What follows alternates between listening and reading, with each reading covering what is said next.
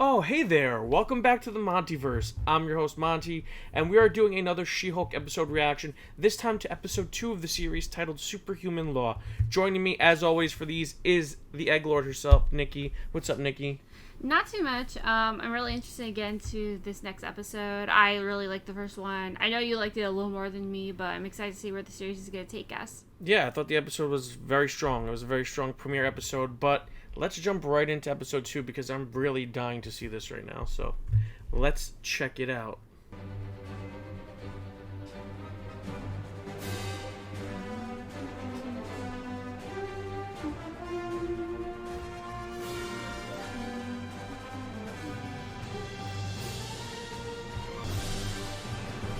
I miss Moon Knight in the fanfare, but I'm a Moon Knight guy.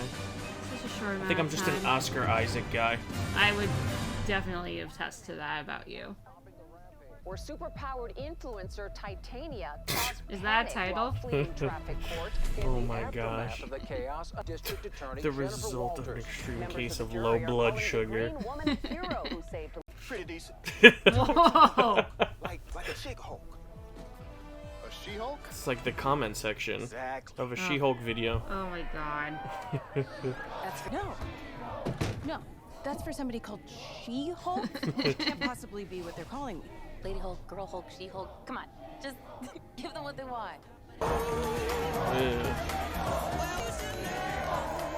Okay, that's not very good CGI. I was gonna say, it looked off. So dumb. Of the Hulk. That's a pretty dumb name too.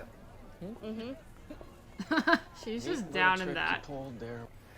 There's a hot chick over there. I'm gonna go talk to it. Jesus. Oh my god! Jesus. Some guy just gave me both of these drinks for free because you're a superhero. I'm not. No. An adult orphans for some reason. You could be an Avenger.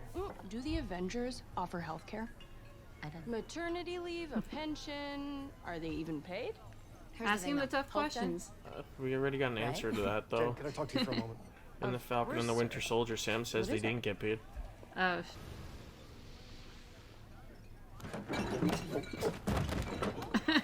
Are you okay? You need in your favor. Well, what was I supposed to do? Like, let them get hit in the face with a desk and then they have blunt force trauma and they're all bleeding out all over the courtroom floor? And... No.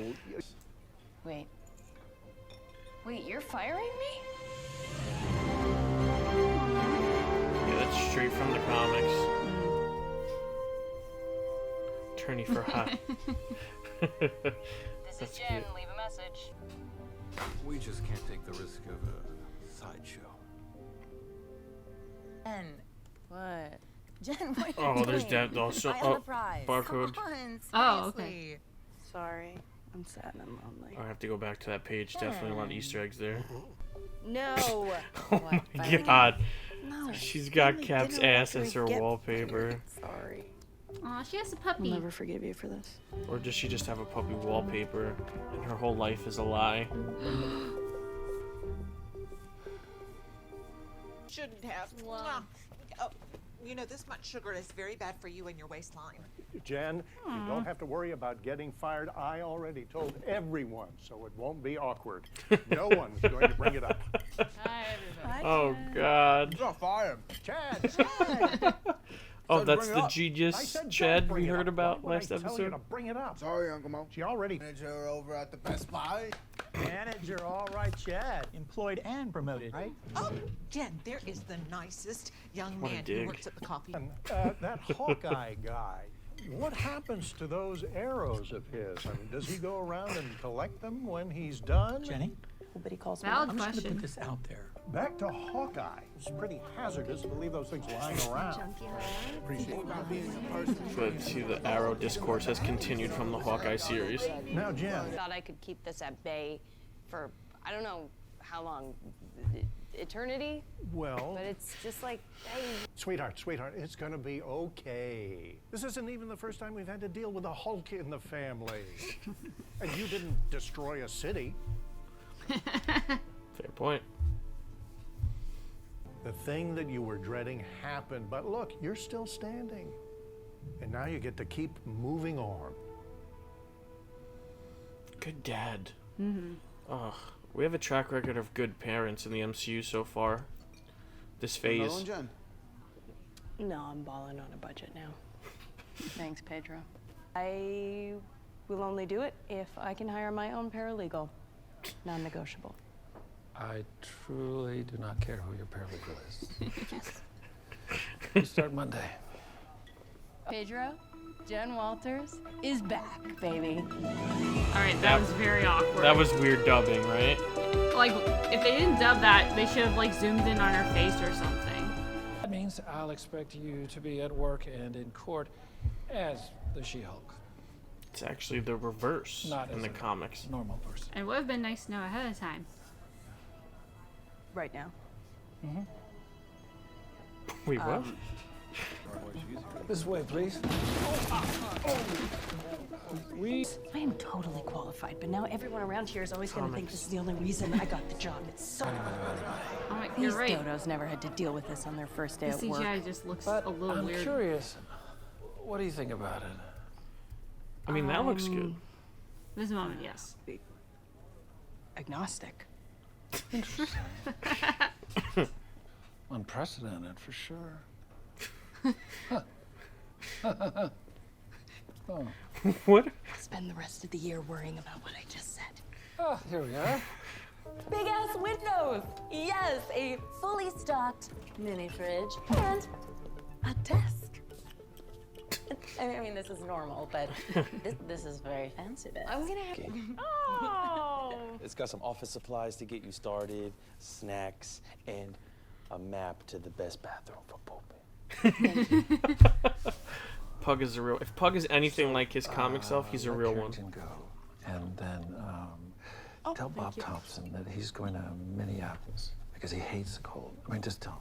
Mr. Holloway, I'm so excited to be here. I Poor can't wait to Bob. take on whatever case you want to assign Bob. to Your me. first case is the parole of Emil Blonsky, Just real blunt about it. also known as Abomination. Mr. Blonsky has... I have a serious conflict of interest. This man tried to kill my cousin, Bruce. Yeah, that's quite all right. Mr. Blonsky is well aware. If you don't take the case, then you don't have a job here. Way to like tell all At the these very conditions least, beforehand. You should meet with the client. This is, of course, the DODC. Oh yeah, Supermax prison that we saw in Miss Marvel. Can't come. Thankfully, she wore such a baggy suit. Yeah, no kidding. A very dangerous man. You gonna serve me up with some fava beans and a nice Chianti? Ma'am, this is a prison. First off, namaste. Mr. Blonsky, I was expecting... Abomination, right? Yes. Yeah, well. Sorry about that. No, I'm cool. Nice I'm Cookie Crocs. Emil now. We're 7 soul mates that I met through the prison pen pal program that I want to start a new life with. 7. Good for him. So, Also, your Thunderbolts reference? the whole... Yeah, because they pumped me full of that super soldier serum. The serum the government gave you caused your subsequent actions? I was a highly decorated soldier. You know, sent on a mission. I thought I was the good guy. You know, I thought I was going to be, you know, Captain Bloody America, something. You know, various haikus that I've written. Oh boy. To each of my victims, expressing the sorrow. Oh, you don't have If you'd like to experience them. That's okay. My If you'd like to tiny experience ears here. If I were your attorney, I would... Live in peace on a large piece of property purchased for me by my 7 soulmates. Right. Think you can help? Aww. Buzzball. Hey, Jen, what's up? And maybe I want to believe that he's reformed. Well, sure, you we know, all isn't wanna, rehabilitation something that we should strive for as a society? That's what you'd But hope. none of that matters if you don't feel comfortable with it. I think you're calling me to tell me you're taking the job. I'm calling you to tell you I'm taking the job. Yes. Actually, Blonsky wrote me a really nice letter a while back. And a really heartfelt haiku. So it's got everything behind us. That fight was so many years ago, I'm a completely different person now. Literally. Wow, really? So you're sure you're okay with it? Really? Literally. Yeah, I'm okay Oh, with it. and then Jen's Sounds little like you're ha-ha. okay with it too. It's a big step into the world. What'd they end up naming you anyway? She Hulk? Don't even. No, I love that. that's got a nice ring to it. She Hulk, attorney at law. Roll credits. I mean, there are like... Yeah, probably not for a minute.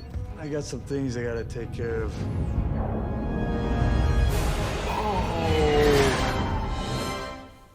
Okay, so we might be getting Planet Hulk after all. You might want to take a look at the news right now. Yes. Have a good evening, Miss Walton. An underground fight club after having somehow escaped from prison. Oh. That sucks. Oh, what a great ending. Oh no, like, if anything, I hate that it's ending right now after that. It felt so short, it like flew by. Mm-hmm. And like the last episode wasn't even that long. Like, I mean, this one is definitely shorter, but it felt like it.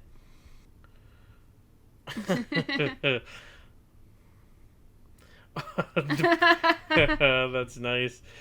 Poop map. Listen, Pug's a good dude. Like, the good bathrooms are sacred. Mm-hmm. I don't think I would share that with a new coworker. Like, that's something you have to earn. Yeah. I love that. I love that little reference to the She-Hulk comic cover where she's lifting weights at Venice Beach.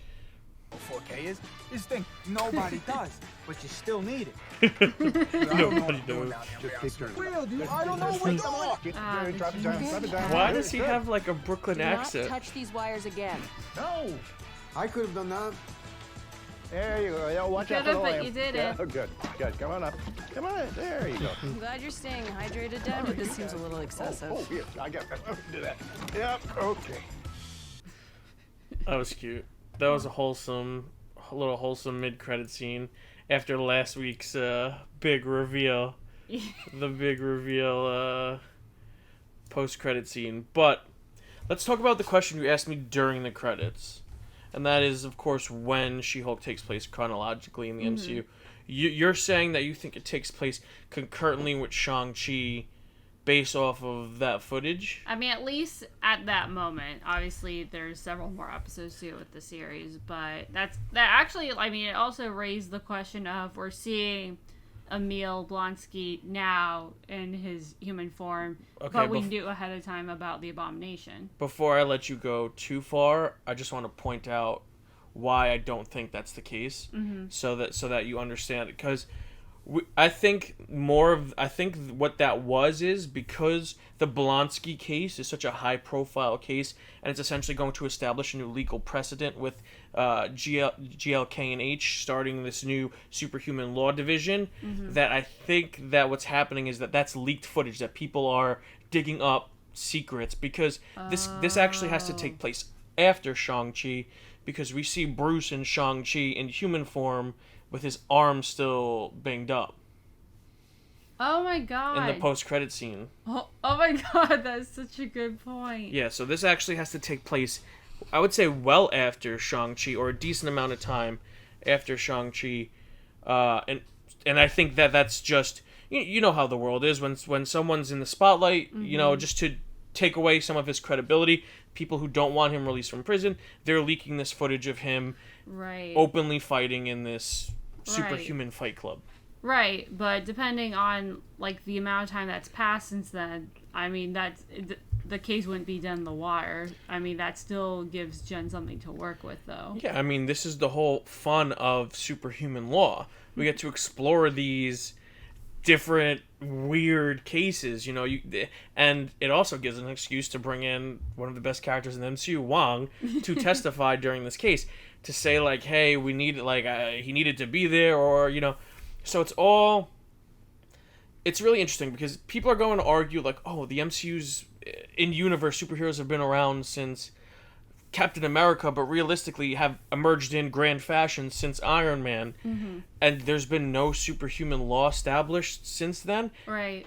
I think my argument would be that there probably were cases where the superhuman elements were tried, but GLK&H is the first law firm to attempt to establish Superhuman Law is its own separate division and its own separate entity, separate from the existing laws that are currently being used in legal practice. I think they're trying to establish a new legal precedent.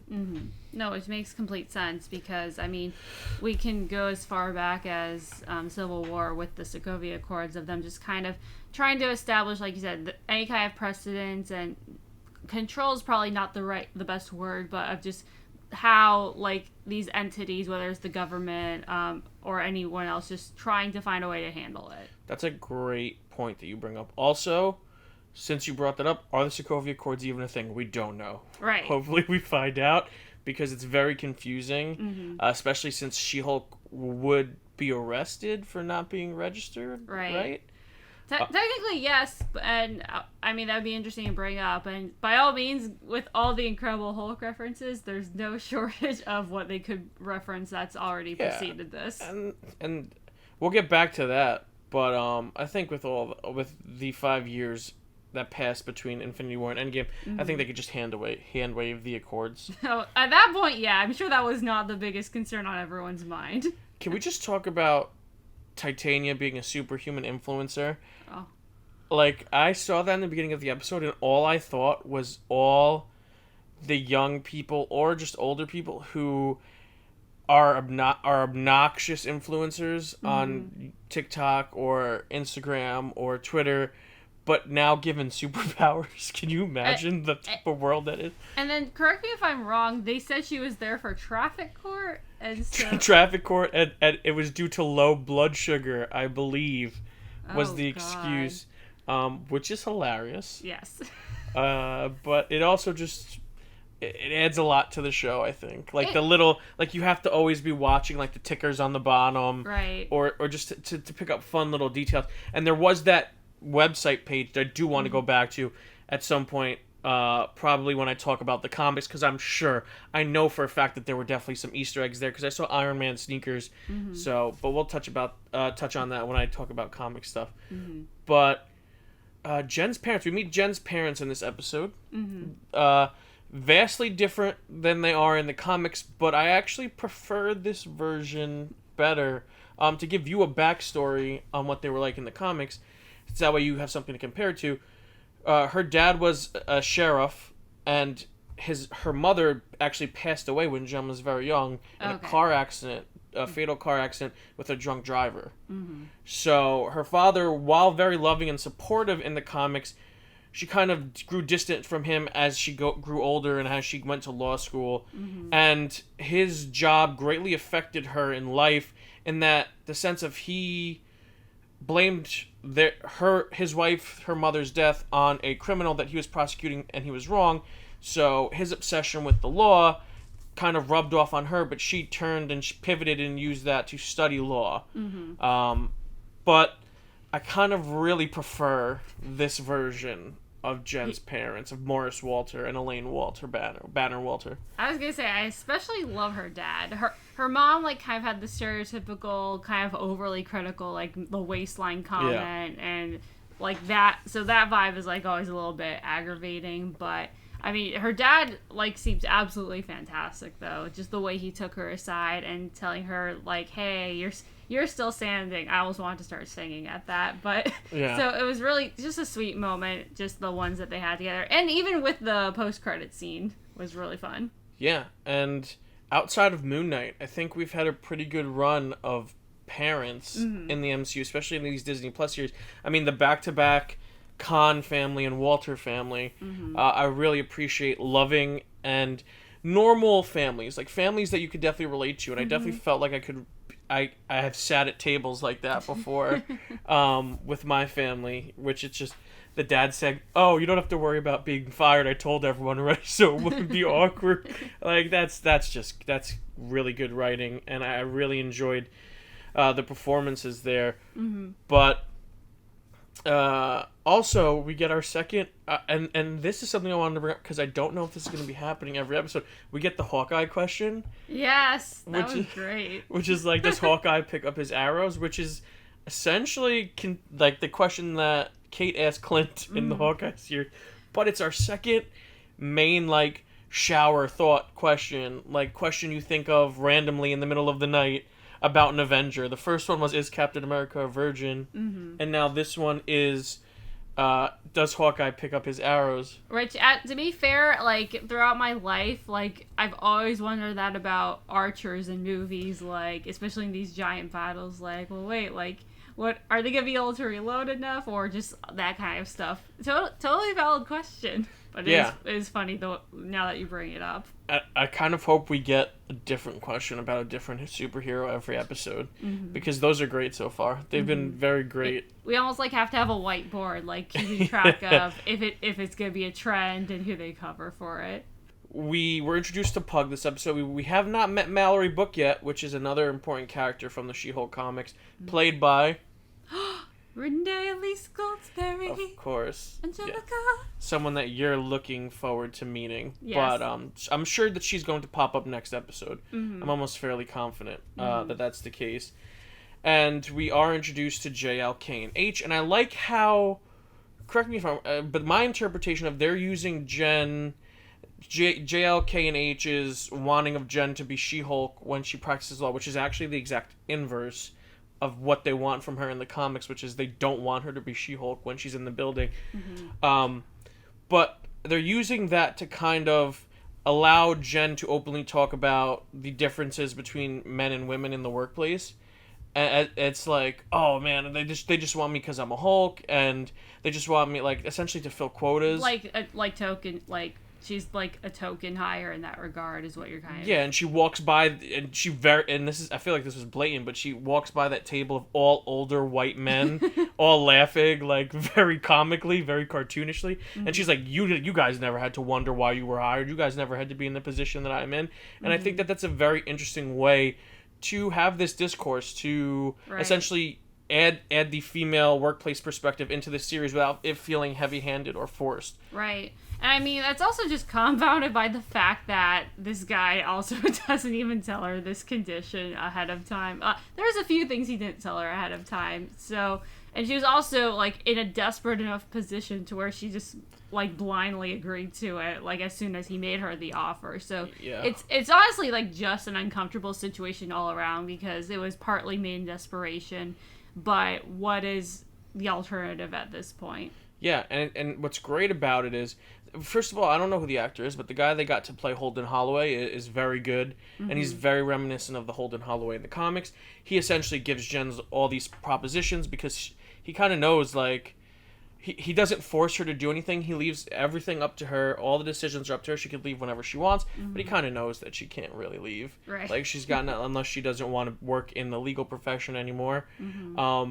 So in the comics, Holden does... as this Holden does, he kind of offers Jen a job. He feels very supportive at first. You know, it kind of seems like he has her best interests in heart, but he's a little cold and calculating. And then we find out later on that he has ulterior motives. So I wonder if that's going to be the case here. I don't want to talk about it too much, especially with you guys, because I don't want to spoil anything. But I will say that I think Holden's going to have a big role to play as the series goes forward. Maybe, maybe not. But I mean, but that's kind of like what is so great about a lot of these series and just the MCU in general, is that, yeah, there's a lot of this stuff that they take from the comics that is reminiscent to you can point out immediately. At the same time, they can pivot and subvert what is already established in comics and go a different route if they want to. I don't know if they'll necessarily do that with him. I think, by all means, there probably is more going on than what we see on the surface. But I mean, even with her parents alone, I like the idea that we can have these ideas, but nothing is set in stone. yeah, absolutely. But more so than comic book references, let's talk about the Incredible Hulk references. Oh God, it's so weird. Like, all I can think is watching is like, yes, we've gotten Thunderbolt Ross, but it's so weird having that movie acknowledged as heavily as it has, especially because I'm pretty sure it's still not on Disney Plus for rights reasons. We get like the occasional reference, like in the Avengers, Hulk says like, last time, I wrecked Harlem, and then Thunderbolt Ross's existence in the MCU is a reference to the Incredible Hulk. But the fact that we got like a plot rundown, we got Blonsky's backstory, which we'll talk more about him in a little bit, but we have the quite possibly one of the best jokes in the MCU, which is I was a completely different person back then, literally. Oh my god. And then Jen looks into the camera and ha-has.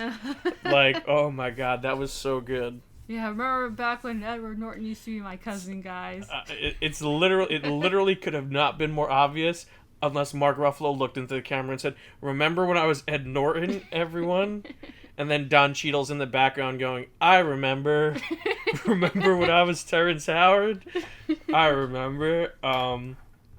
But yeah, that was great. Yeah. And then of course we get Blonsky in this episode, and Tim Roth, so good. So good. Such a great character actor. Mm-hmm. And I think that he's playing a version of Blonsky that's a lot different than we see in The Incredible Hulk. But I think, I don't know, he seems like he's reformed. I was going to say, like, before you go on, I think that would also make sense because I always forget just the passage of time and how much has happened literally since those initial MCU films. Yeah. So I think that's a completely reasonable assumption. Yeah, and he appears reformed. But there are some inconsistencies with the story he told. He gave a very sympathetic backstory, which for the most part was true. Yeah. He was not forced, but he was presented with the opportunity to take the super soldier serum by Thunderbolt Ross. And used as a weapon for their own motives. But he was brought in because he was this big hotshot soldier, elite, special forces, tracking expert, best of the best. And when he sees the Hulk, he's envious of the power. And at first, when he takes the super soldier serum, he's cocky. He puffs his chest out and he goes after the Hulk, and he gets his butt kicked, and that makes him desperate, and he gets injected with the Hulk's blood out of desperation and that want for power and that want to be the best of the best. So yeah, while I think it's possible that Blonsky is reformed, it would be remiss if we didn't point out the inconsistencies. He's definitely telling his version of the story. Right, but here's the whole thing though, is that's the whole purpose of having Jennifer there, is she needs to find the defense for him. Like, they have to present this in a way that will get them what they want. Oh yeah, and Jen obviously wasn't there, so Jen doesn't understand that. Right, she doesn't know the nuances. She's just getting it from him. But not even Bruce was there. Not even Bruce knows Blonsky's story. Yeah. No.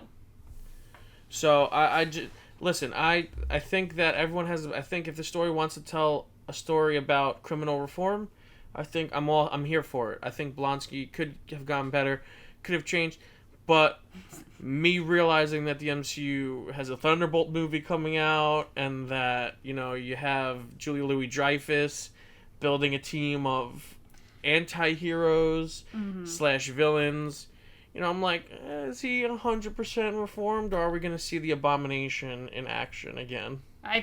I think we have a good indication of that, but we also, again, never know. He mentions not only is he a master of the haiku, apparently, he spent the past 14 to 16 years mastering the haiku, but he also has found seven soulmates.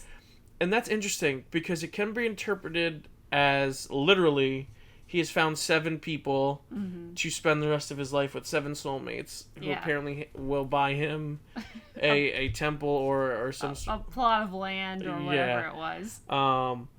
But it could also read as, because it was all part of the prison pen pal program, so the implication there is that these are other criminals, potentially other superpowered criminals.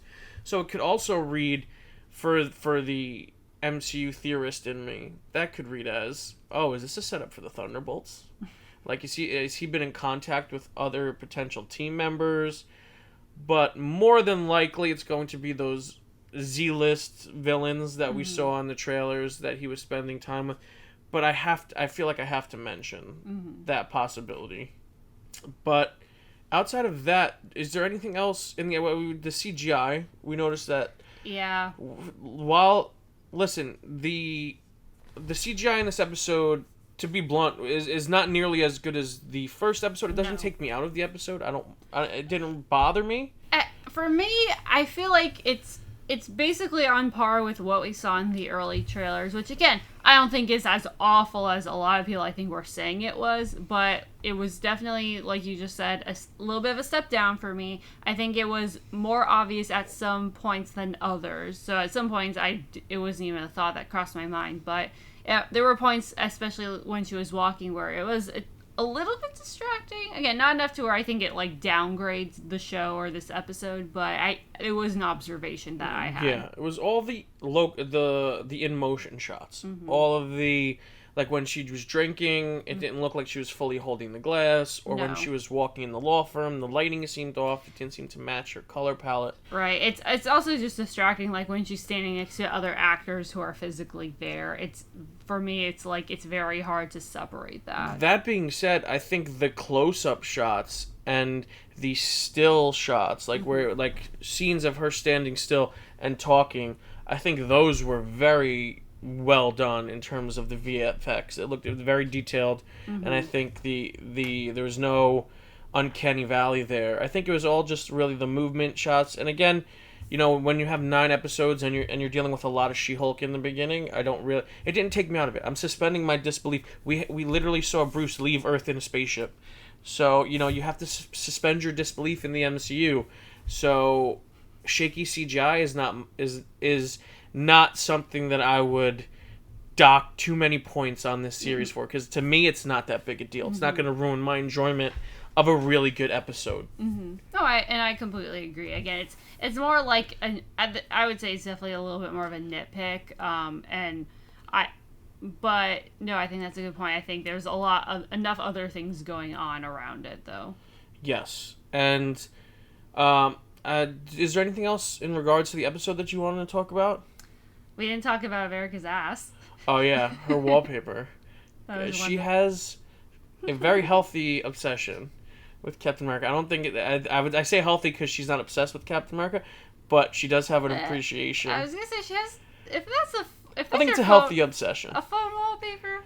Yeah, but it's not like her apartment's not littered with Steve Rogers memorabilia. I mean, I would personally take the puppy wallpaper because that was really cute, but to each their own, and I respect it. I would honestly choose Chris Evans' ass over the puppy wallpaper, 100%.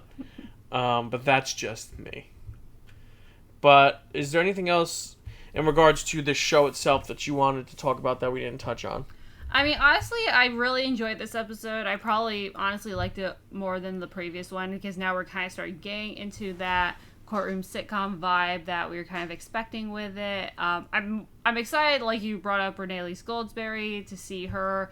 I'm excited to see more of Titania. I'm kind of bummed that she basically was absent the whole episode, barring the very beginning, but I'm excited to see where it takes us, and honestly they kind of left us a little bit on a cliffhanger. I don't know if it counts as one, but I'm very curious to see where they're going to take off from that. I would say it's less of a cliffhanger and more of like a stinger.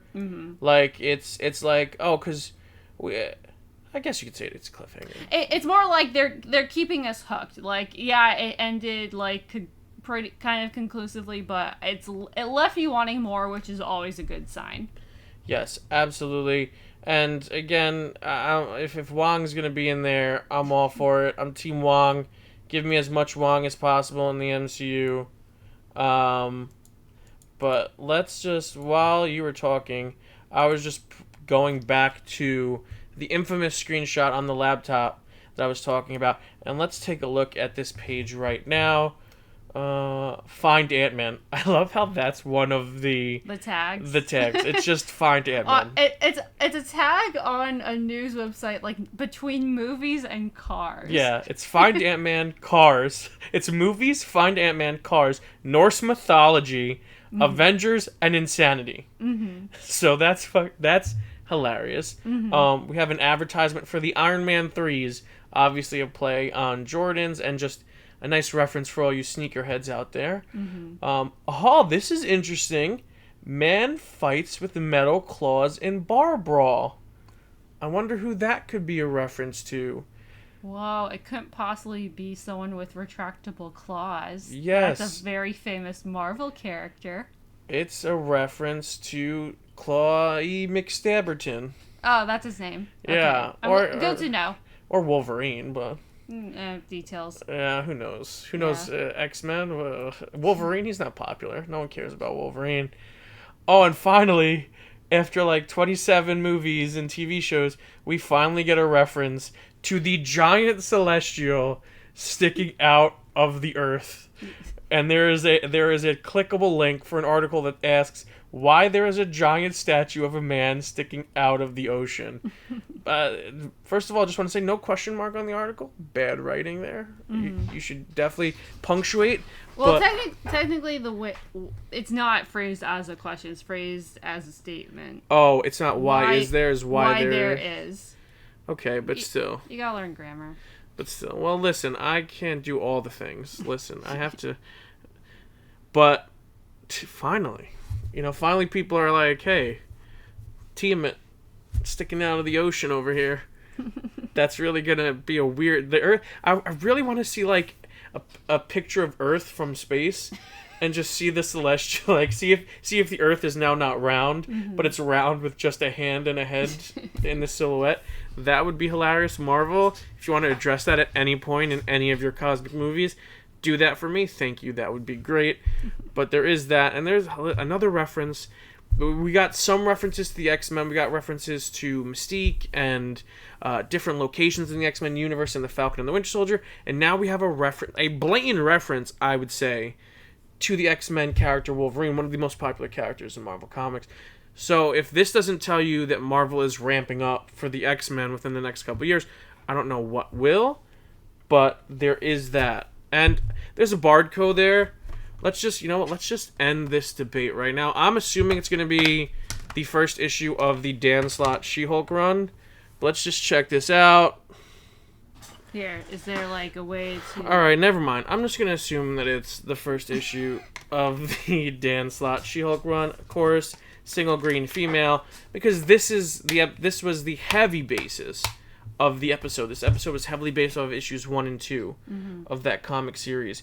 You have everything from Jen being fired from the DA's office, to her being offered a job by Holden Halloway at GLK&H, to her essentially finding out the parameters of her new job and why she got it, and it introduced us to the concept of superhuman law. So that all comes from the comics, which is really, really cool, and I'm really excited for. We're introduced to the character of Pug from the comics, whose backstory heavily involves Spider-Man. I don't know if they're going to be incorporating this into the show, but essentially his backstory in the comics is when he was working to pay for law school, he was working as a bouncer, and these guys who he didn't let inside the club he was working at jumped him and beat the crap out of him, and Spider-Man saved his life. And from that day forward, no matter what was written about Spider-Man in the Daily Bugle, he always knew that Spider-Man was a hero, and he always loved Spider-Man and appreciated Spider-Man. So I wonder if they're going to incorporate that into the MCU version of the character. I don't see why not. I mean, I know that Tom Holland Spider-Man may not be able to appear in the series, but that doesn't mean they can't reference the character. Right? So I'm assuming that's going to be part of his origin here. Any other comic book references that I can think of off the top of my head? There's some little stuff that we really don't need to touch too much on. Just nods to She-Hulk creative teams, writers, artists. But probably the thing I want to talk about the most is Bruce is in space. Oh my god, I was like... He's going to Sakaar. I think it's like just coming full circle what you were talking about before with just the history of Skaar and what he was doing before Thor Ragnarok. Yeah, I mean, if this is not a direct lead-in to a Planet Hulk movie, or at least the introduction of Skaar, son of Hulk, into the MCU, I don't know what the point of this is. Like, it 100% has to be building towards that in some way, shape, or form. You don't have the Hulk. You don't have the Hulk on Sakaar, send him back to Earth, and then send him back to Sakaar if you're not going to adapt one of his most famous comic book storylines of all time that just happens to involve that planet. So I can see that I can... Not only is one, this a good way to sideline Bruce for the series and kind of explain why he's not there to help Jen, but two, it's also a way to give us a brand new Hulk movie. Maybe a Hulk movie that features multiple Hulks, including, Jen and Skaar, the son of Hulk, and maybe even Abomination and Amadeus Cho and all of these different Hulk-like characters. But that's got to be what they're doing. Yeah. That would make the most sense. I can't see them doing anything else with this. How they're going to do it, I'm very curious. If Hulk is... Because I assumed that Hulk would be coming back towards the end of this show to kind of help. But it's very possible he doesn't come back at all. And we just see him in like a stinger, like a post-credit stinger, or at the very end of the last episode. And they credited Mark Ruffalo, I don't remember if they did in the last episode, very specifically as special guest star for this, for the end credits in this. Which I don't remember if that's what they did before, but that could give indication to at least his absence going forward, at least for I'm assuming the next few episodes, at least. Yeah. If not the rest of the series. Because if he does come back, I expect him to come back with, like, Skaar and just be like, oh, I have a kid now. But I don't expect him to come back. If they're going to do Planet Hulk, I would have him stay on Sakaar. And then maybe have him find a way to contact Jen from the planet, and you kind of see, like, his wife and kid there. But yeah, I'm really excited. And with the potential of Marvel getting the full movie rights back to the Hulk next year, it's very possible that we may be getting a new Hulk movie. So that's super exciting. And to do World War Hulk would probably just drive Hulk fans insane with joy. Which is good. Which is a good thing. Which is what we want. Yes, joy. Just one more thing while I'm thinking about it that I want to touch on. It's kind of hilarious that every character but Bruce ended up being able to control their Hulk transformation. Because while Bruce says he's in control, while he says the smart Hulk is a fix to the Hulk problem, we see he still has some trouble controlling his anger. And that all stems from Bruce's childhood. The reason why Bruce has always had trouble controlling the Hulk is because of the abuse he suffered by the hand of his father coming up in life, growing up. And it's essentially that abuse that created the Hulk persona, because essentially any person that suffers trauma could develop dual personality disorder. And I think the gamma radiation created this dual persona that Bruce felt so small growing up, and he was always trying to be a big man in his father's eyes, that he created this big hulking personality that's super tough and indestructible to protect the weaker Banner from the things that he couldn't when he was a kid, the things that he couldn't protect himself from. So that's kind of Bruce's tragic origin story. And that also explains why everyone else is kind of breezing through controlling their Hulk personalities. I don't know how easy it was for Blonsky, but he seems to be in a pretty good place with it, so good for him.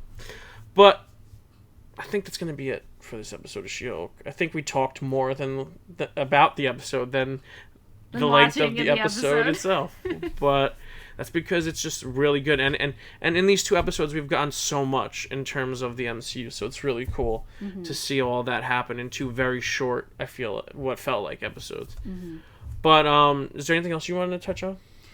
No, I'm honestly, again, I'm really curious about next week's episode, even more so now. So honestly, I really enjoyed it. I'm excited to see where it goes. All right, guys. That's going to be it for us. Nikki, where can the people find you? You can find me at Twitter, at EggLordNikki, and doing some really fun, awesome reactions right here on the MontyVerse. And you guys can find me here on the MontyVerse. And you can find me on all the socials at the MontyVerse. Instagram, Facebook, Twitter, TikTok, everywhere. And if you're new to the channel and you like the video, make sure to give it a huge thumbs up, subscribe, and hit the notification bell to stay up to date on all of our latest content. Because, listen, we got a lot of good stuff coming. And I want you guys to experience that with us. So, subscribe. And until next time, guys, stay versed.